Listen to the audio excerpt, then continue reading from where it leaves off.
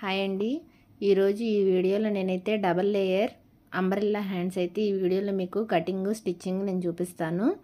దానికోసం అయితే నేనైతే ఈ శారీ బ్లౌజ్ పీస్ అండి, ఇది శారీలో ఉండే బ్లౌజ్ పీస్ ఇది తీసుకున్నాను.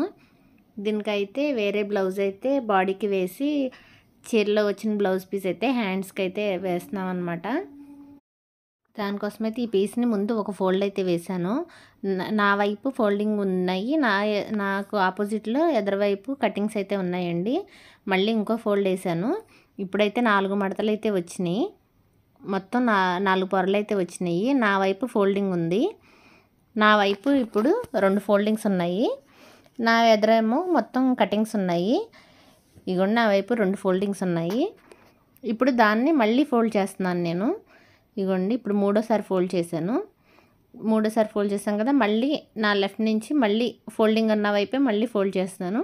మొత్తం 4 ఫోల్డ్ అయితే చేశాను.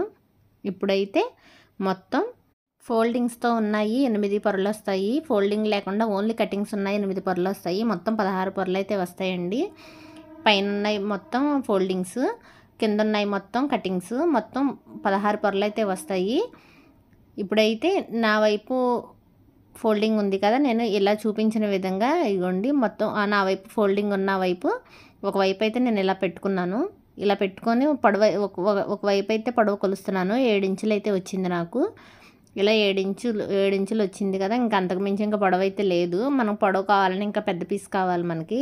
ఇది ఎంత ఉందో అంత పెట్టేస్తున్నాను నేను. ఈ వైపు కూడా మనం 7 ఇంచులకే మార్క్ చేసుకుందాము. ఆ వైపు 7 ఉంది కాబట్టి ఇటు కూడా 7 ఇంచులకు మార్క్ చేసుకుంటున్నాను నేను.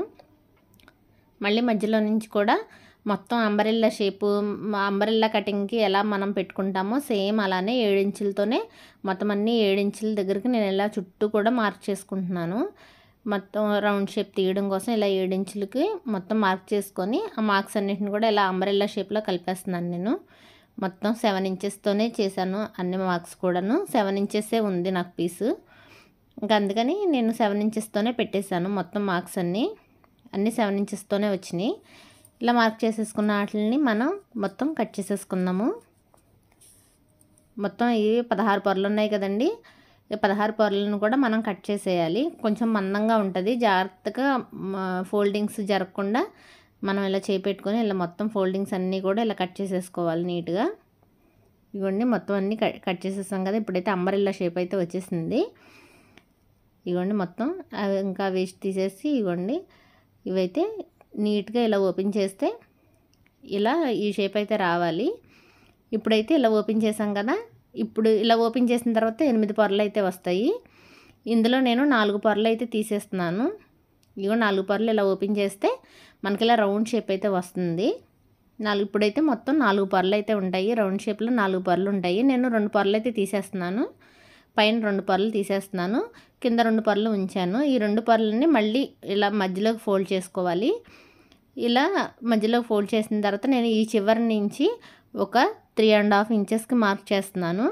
3.5 ఇంచెస్కి మార్క్ చేసి పక్కన కూడా మళ్ళీ ఇంకో 3 ఇంచెస్కి మార్క్ చేసుకొని ఇట్లా నేను చూపించిన విధంగా ఇలా రౌండ్ అయితే తీసేసుకోవాలి. అది చంక మార్కింగ్ అండి. చంక కోసం ఇలా వన్ సైడ్ నుంచి ఇలా మార్క్ చేసుకోవాలి.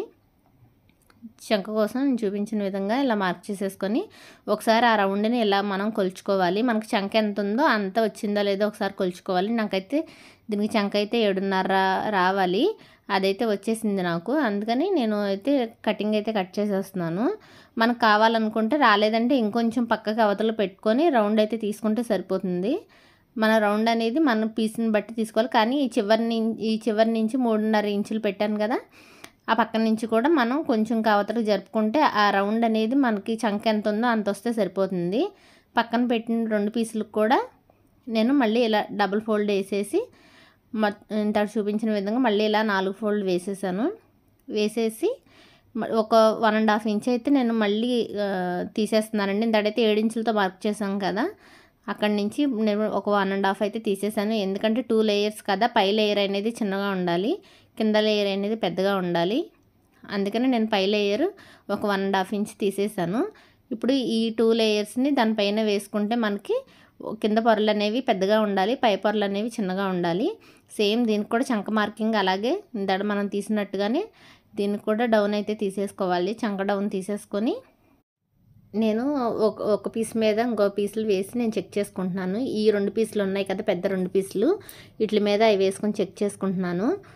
ఇలా ఒకదాని మీద ఒకటి వేసుకుంటే మనకి కింద 2 లేయర్స్ పెద్దగా ఉండాలి, పైన 2 లేయర్స్ చిన్నగా అనేది ఉండాలి. అలా ఉంటేనే మనకి 2 లేయర్స్ అంబ్రెల్లాకి కరెక్ట్గా వచ్చినట్టు.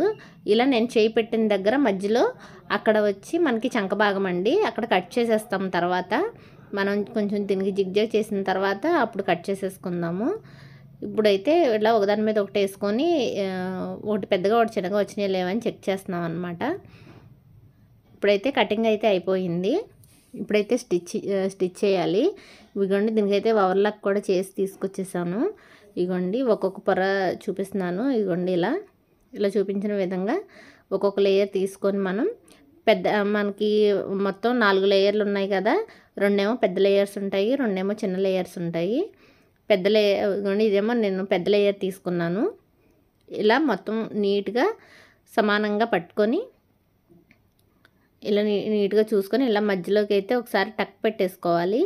ఇలా మధ్యలోకి ఇట్లా టక్ పెట్టేసుకున్న తర్వాత ఏమన్నా కొంచెం క్రాసులుగానే ఏమన్నా ఉంటే తీసేసుకోవాలి.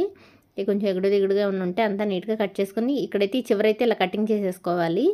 అదే మనకి చంక భాగం అండి. సేమ్ మొత్తం 4 పొరలకు కూడా అలాగే తీసుకోవాలి. ఇది చిన్న లేయర్, పైన వచ్చే చిన్న లేయర్ అనమాట. ఇట్లా అన్నిటికి కూడా ఇట్లా మధ్యలో టక్ పెట్టుకొని ఈ చివర అనేది కటింగ్ చేసేసుకోవాలి. మొత్తం 4 లేయర్లు కూడా ఇలా చేసుకొని ఇదిగోండి, కిందేమో పెద్ద లేయర్, పైనేమో చిన్న లేయరు. ఇట్లా మనం టక్స్ పెట్టుకున్నాం కదా, ఇలా ఓపెన్ చేసి ఒకదాని మీద ఒకటి పెట్టేసుకొని కిందేమో పెద్ద లేయర్ పెట్టుకొని పైనేమో చిన్న లేయర్ పెట్టుకొని ఒక స్టిచ్ అయితే వేసుకోవాలి. 2 జరగకుండా ఉండడం కోసం నీట్గా ఇలా పెట్టుకొని మధ్యలో టక్స్ పెట్టుకున్నాం కదా, అక్కడి నుంచి ఇలా చూపించిన విధంగా ఒకసారి 2 లేయర్స్ని కలిపేసుకొని ఒక స్టిచ్ అయితే వేసేసుకోవాలి. జరగకుండా ఉండడం కోసం ఇలా ఒక స్టిచ్ అయితే మధ్యలోంచి వేసుకుంటే మనకి పొరలు అనేవి కరెక్ట్గా ఉంటాయి. ఇలా చూపించిన విధంగా మనం ఒక స్టిచ్ అయితే వేసేసుకోవాలి. ఇలా టక్ దగ్గర నుంచి ఒక సైడ్ వేసుకొని మళ్ళీ రివర్స్ చేసుకొని మళ్ళీ టక్ దగ్గర నుంచి సేమ్ అలాగే 2 లేయర్స్ని కలిపేసుకోవాలి. ఇవ్వండి, ఇలా చూపించిన విధంగా కలిపేసుకోవాలి. ఇలా స్టిచ్ చేసేసుకున్న తర్వాత మిగిలిన 2 లేయర్స్ని కూడా సేమ్ ఇలాగే మనం స్టిచ్ చేసేసుకుందాం. ఇవి కూడా ఇలాగే మొత్తం నీట్గా 2 కలిపి ఒక స్టిచ్ అయితే వేసేసుకోవాలి. ఇలా వేసేసుకున్న తర్వాత దీనికి నేను లోపల హ్యాండ్ కూడా రెడీ చేశానండి. ఇలా లోపల కనిపించకుండా మామూలు హ్యాండ్ కూడా రెడీ చేసుకున్నాను నేను. ఆ హ్యాండ్ని ఇప్పుడు ఈ లేయర్స్కి అటాచ్ చేసుకోవాలి. ఇలా మనం హ్యాండ్కి మధ్యలో టక్ పెట్టుకుంటాం కదా, అక్కడి నుంచి సేమ్ ఈ టక్స్ని కూడా సేమ్ అలాగే కలిపి ఒక స్టిచ్ అనేది వేసేసుకోవాలి, అటాచింగ్ చేసేసుకోవాలి. దీనికి మనం బ్లౌజ్కి స్టిచ్ చేసుకునేటప్పుడు మనకి వేరవ్వకుండా ఒకలా ఉండడం కోసం మొత్తం ఒకసారి ఇలా స్టిచ్ అనేది వేసేసుకుంటే మనకి బ్లౌజ్ స్టిచ్ చేసేటప్పుడు ఇబ్బంది అనిపించదు. ఇలా హ్యాండ్స్ని ముందు రెడీ చేసేసుకోవాలి.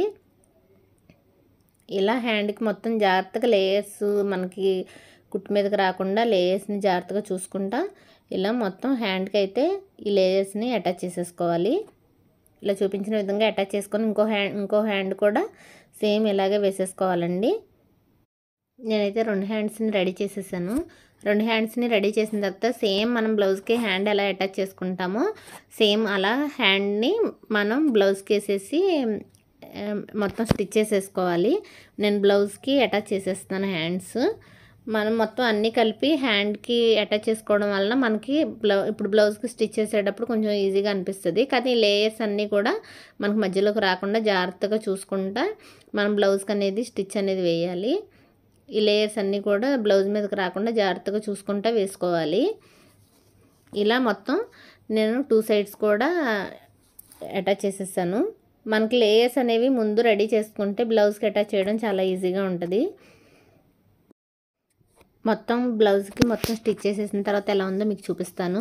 బ్లౌజ్ మొత్తం కూడా సైడ్ జాయింట్లు కూడా వేసేసాను నేను. సైడ్ జాయింట్లు వేసిన తర్వాత ఇలా అయితే ఉంది. ఇదిగోండి, లేయర్స్ పైకి వచ్చినాయి, హ్యాండ్ అయితే కింద ఉంది. ఈ వీడియో మీకు నచ్చింది అనుకుంటున్నాను. ఈ వీడియో మీకు నచ్చినట్టయితే లైక్ చేయండి, షేర్ చేయండి, సబ్స్క్రైబ్ చేయండి.